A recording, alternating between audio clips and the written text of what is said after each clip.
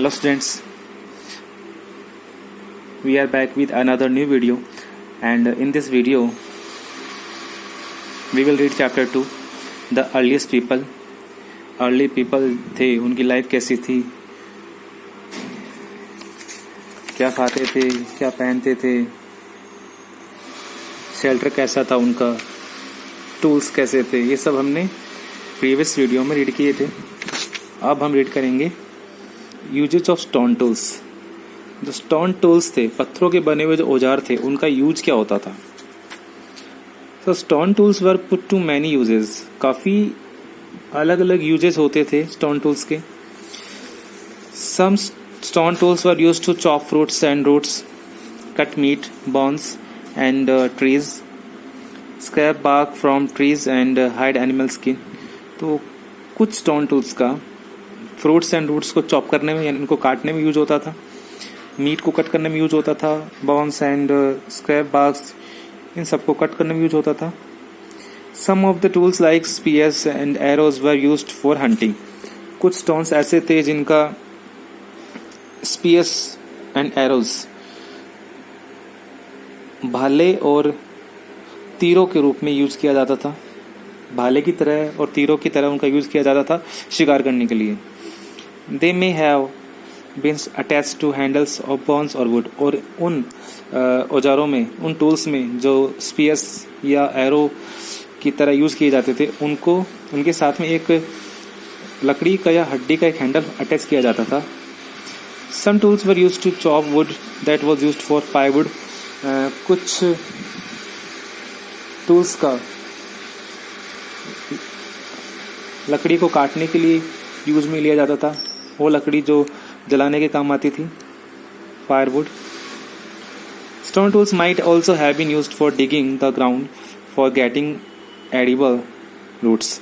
और जमीन को खोदने के लिए भी काम में लिए जाते थे कुछ स्टोन्स के टूल्स।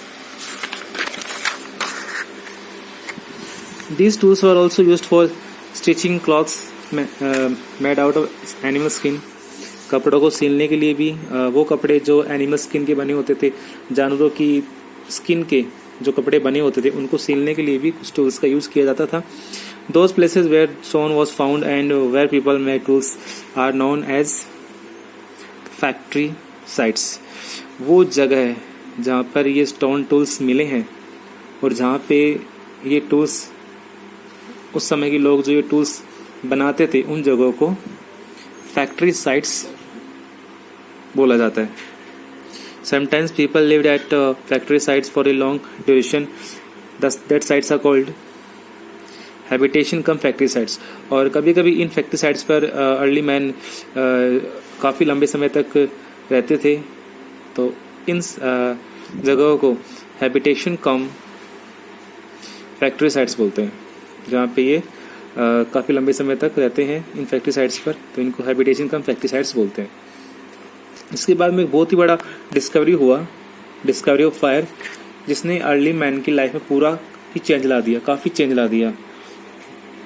क्या क्या चेंज हुए, चलिए रीड करते हैं। The greatest achievement of these people was the discovery of fire. In course of time, people discovered that striking two stones together could make fire.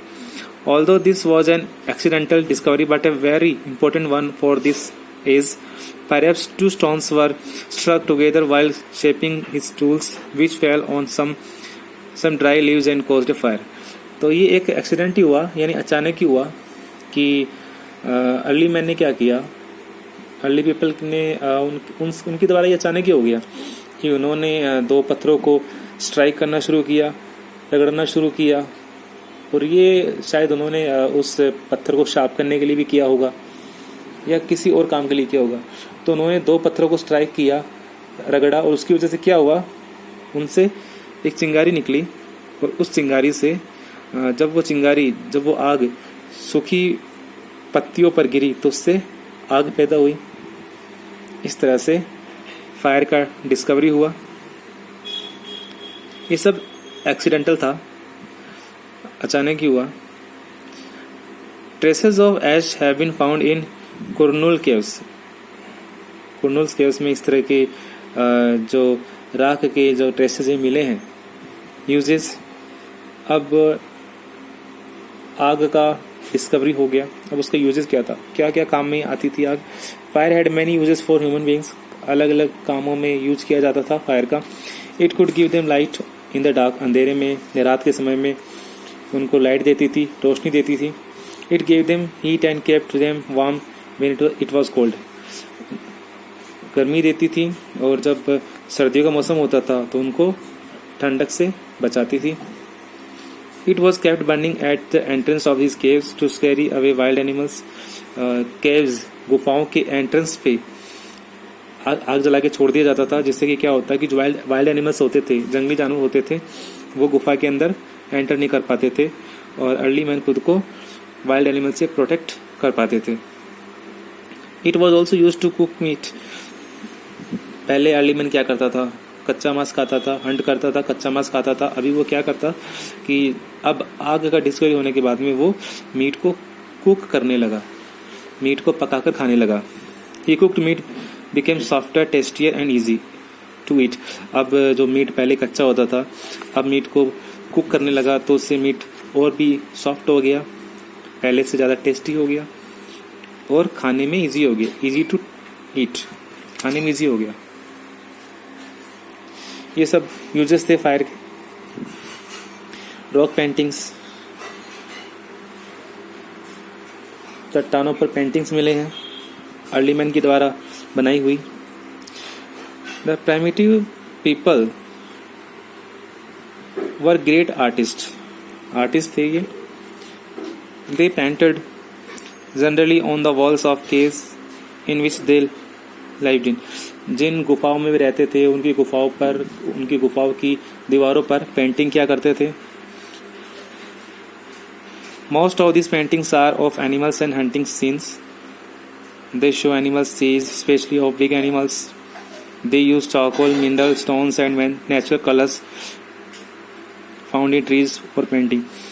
तो ये जो पेंटिंग बनाई जाती थी केव्स की वॉल्स पर, ये पेंटिंग्स में एनिमल्स और हंटिंग के सीन्स होते थे, जानवरों और उनके शिकार के सीन होते थे,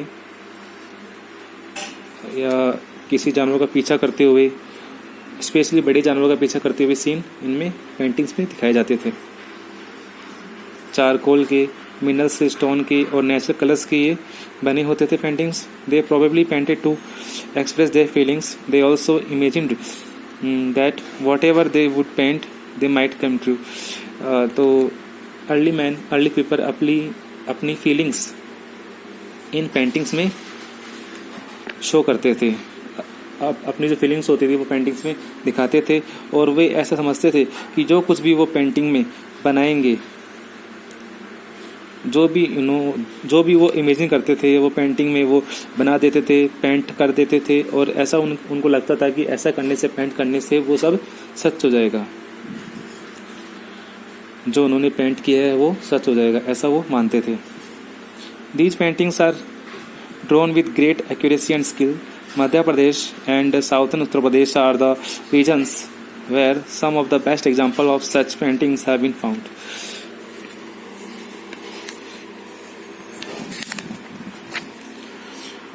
Work division amongst hunter gatherer. हमने रीड किया चैप्टर की शुरुआत में कि अर्ली पीपल पहले हंटर और गैदरर थे, शिकार करते थे और खाने को इकट्ठा करते थे, लेकिन इनके बीच में वर्क डिवीजन कैसे हुआ, काम का बंटवारा कैसे हुआ। We have observed that the early people hunted animals, gathered plant produce, made stones, tools and painted on caves wall.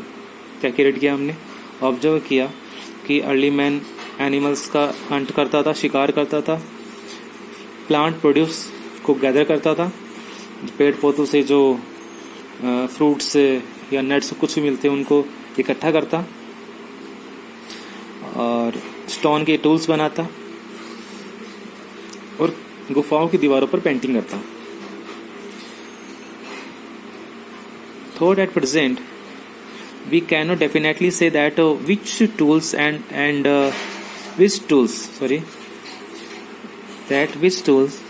of these works were done by men and women.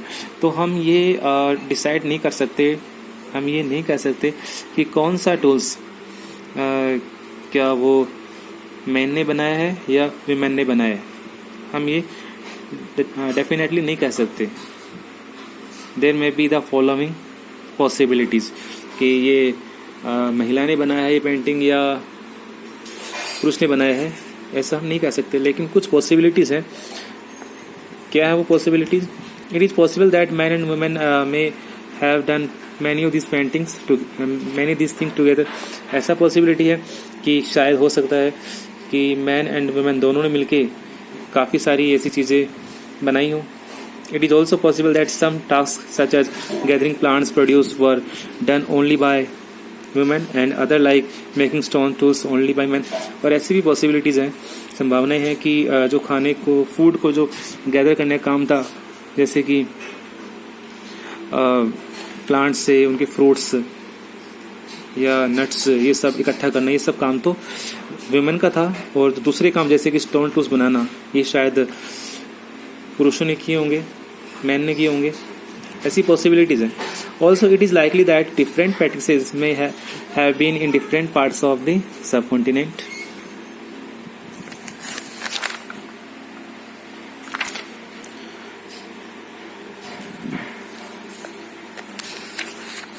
Social life, early people के social life कैसा था? The early people lived in small group especially to protect themselves from wild animals. They lived a nomadic life for many reasons. Early people छोटे छोटे groups में रहते थे. इसका मुख्य कारण ये था कि वो खुद को वाइल्ड एनिमल से बचाना चाहते थे और उन्होंने एक नोमैडिक लाइफ ही जी, एक घुमक्कड़ जीवन जिया, यानी एक जगह सेटल नहीं रहे, एक जगह से दूसरी जगह घूमते रहे, नोमैडिक लाइफ जी. इसके भी काफ़ी कारण थे. Why did hunter-gatherers move? hunter-gatherer move क्यों करते थे? एक जगह से दूसरी जगह मूव क्यों करते थे? इसके भी कुछ कारण है. The hunter-gatherer traveled on foot from one place to another for the following reason. पैदल ही यात्रा करते थे अर्ली पीपल एक जगह से दूसरी जगह. कुछ कारण है. They moved in search of new source of food. If they had started at one place for a long time, they would have consumed all the available plants and animals resources. This would have caused for their nomadic lives. तो नए नए खाने की नई नई जगह वो travel करते थे. क्यों? क्योंकि उन्हें खाने के नए सोर्सेज की ज़रूरत होती थी.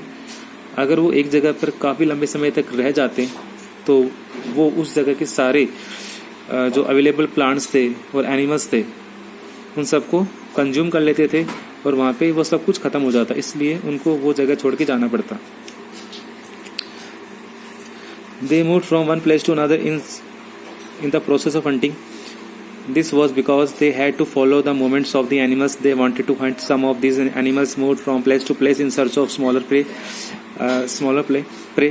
while the animal like deer and wild cattle moved in search of grass and leaves. तो उनके एक जगह से दूसरी जगह जाने का कारण ये भी था कि जब वो शिकार करते थे किसी एनिमल का, तो वो शिकार जब मूव करता तो उसके पीछे पीछे अर्ली मैन को भी मूव करना पड़ता. जिस जगह वो एनिमल जाता, यानी जो प्रे जाता, जो शिकार जाता, शिकारी उसी के पीछे जाएगा. जहाँ जहाँ शिकार जाएगा उसी के पीछे शिकारी जाएगा. तो अर्ली मैन का एक जगह से दूसरी जगह जाने का कारण ये भी था अपने शिकार की तलाश में. The early people also traveled place to place in search of seasonal fruits. Since different plants and trees bear fruits in different regions, people may have moved from season to season in search of different kinds of plants. Early man का एक जगह से दूसरी जगह move करने का कारण ये भी था कि सीजनल फ्रूट्स की तलाश में अर्ली मैन एक जगह से दूसरी जगह मूव करता था. अलग अलग सीजन में अलग अलग जगहों पर डिफरेंट टाइप्स के प्लांट्स एंड ट्रीज ग्रो करते हैं, उन पे फ्रूट्स भी लगते हैं अलग अलग सीजन में. तो उन फ्रूट्स को पाने के लिए भी अर्ली मैन एक जगह से दूसरी जगह मूव करता था. They may have moved in search of water, people, plants and animals, each of them need water to survive. This is found in rivers, lakes and streams. Although many rivers and lakes are perennial, where water is available throughout the year. Perennial का मतलब होता है साल भर, जो साल भर होता है उसे बोलते हैं perennial. Okay, others are seasonal, especially during dry season of summer and winter. People living on the banks of these seasonal rivers would have had to go to distant places in search of water. Early man का एक जगह से दूसरी जगह move करने का एक कारण ये भी था कि पानी की तलाश में अर्ली मैन को उस जगह जाना पड़ता जहाँ पे सोर्सेज ऑफ वाटर हैं, पानी के सोर्सेज हैं, जैसे कि कोई नदी के किनारे, किसी झील के पास या किसी स्ट्रीम के पास, और ऐसे ही रिवर्स के पास जहाँ पे साल भर पानी अवेलेबल हो. तो ऐसी जगह पर अर्ली मैन रहना पसंद करता था, इसलिए उन जगहों पर वो उन जगहों की तरफ मूव करता था.